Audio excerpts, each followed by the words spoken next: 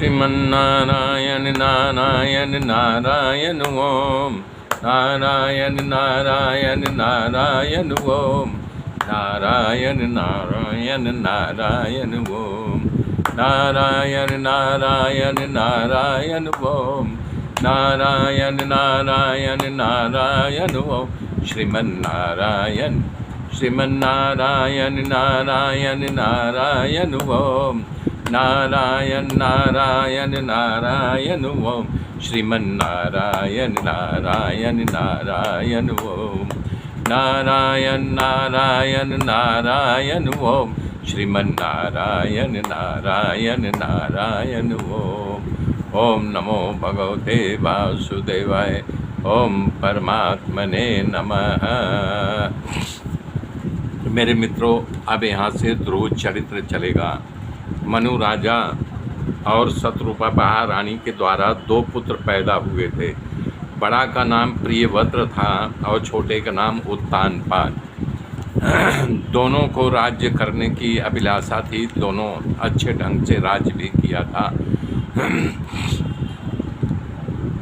तो उत्तानपाद की 2 बीबियाँ थी। एक नाम सुनीति था, दूसरे का नाम सुरुचि था। उत्तानपाद सुरुचि को अधिक प्रेम करते थे और सुनीति से कम प्रेम करते थे। दोनों को एक एक पुत्र था। एक का नाम ध्रुव था, दूसरे का नाम उत्तम था। सुरुचि के पुत्र का नाम उत्तम था और सुनीति के पुत्र का नाम ध्रुव था। अध्यात्म के अर्थ में ये कथा खूब महत्व का है। मतलब जीव जब जन्म लेता है तो उसका पैर ऊपर की ओर होता है। तो सुनीति और सुरुचि में से सु निकाल दो तो बचता है नीति और रुचि। रुचि प्रेम पदार्थ से प्रेम करेगी, अपनी मनोकामनाओं की पूर्ण करेगी। और नीति मतलब होता है नीतिवान, कथा, प्रेम, भगवान में लगाओ, ये सब। रुचि फल देगी तो उत्तम होगा और नीति जो फल देगी वो ध्रुव होगा। उत्तम का फल जो है विनाश बताया गया है और ध्रुव अटल है, क्योंकि ध्रुव जी परमात्मा की उपासना करके सप्त ऋषि जो है ध्रुव तारा मंडल का जो है परिक्रमा करते हैं। ये भागवत प्रेम की ये गाथा है। एक बार एक घटना घटी। राजा उत्तानपाद सुरुचि के पुत्र, जब राजा ने अपना हाथ फैलाया तो वहाँ उनकी पत्नी सुरुचि बैठी हुई थी। उन्होंने हाथ का इशारा किया, नहीं इसको गोद में मत बैठाना। राजा तो अच्छे थे उत्तानपाद, और उन्होंने अपने हाथ को खींच लिया। लेकिन वो 5 वर्ष का बालक फिर मचल करके बोला, पिताजी मैं भी आपके गोद में बैठूंगा। तब जो है उससे रहा नहीं गया। सुरुचि बोले कि इधर आ, तुम अभी बालक है, तुझको पता नहीं, बार बार बोल रहा है कि मैं भी गोद में बैठूंगा, मैं भी गोद में बैठूंगा।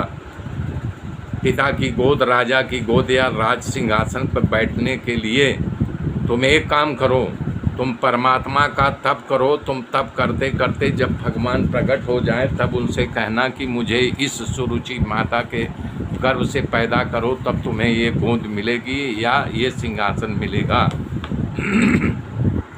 इस प्रकार उन्होंने अपने बग बाण से नन्हे से बालक का हृदय घायल कर दिया।